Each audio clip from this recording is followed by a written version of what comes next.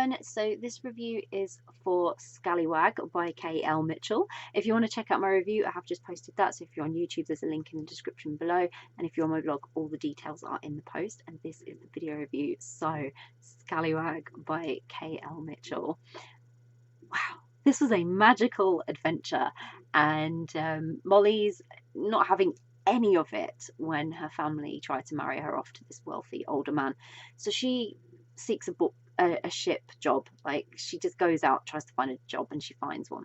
And then she's disguised as a boy, so she's desperate not to be found out, because it's not a time where you need to be found out. Obviously, you know, on a ship full of men. And when she ends up surrounded by pirates, her life is just changed forever. So this was one of those exciting adventures filled with all these unexpected moments throughout the whole thing. And the second Molly stepped onto that first ship, her life was a whirlwind. She was discovering things, and she was learning about herself and so much more as well. And I admired how brave she was to sort of seek out her own freedom. And she was faced with like uncertainty when these pirates came along. I mean, that's quite scary. I mean, she was quite young. And she was scared but determined, and from them, which is the unexpected part, I suppose, from the pirates, she learned she could be accepted for who she was, and who she really was. She was learning that along the way, and have this most fulfilling life that would take her to like lots of wonderful different places. And then, unfortunately, like with a story like this, it's so difficult to share too much about it, because you just give away all the spoilers that are within it, and it ruins it for everyone. But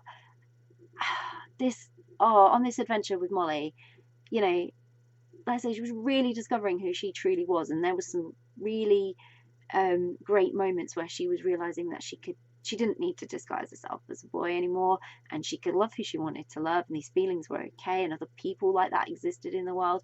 And she discovered things about herself that I don't think she'd ever dared dream possible. And then she really became the center of attention for the whole story.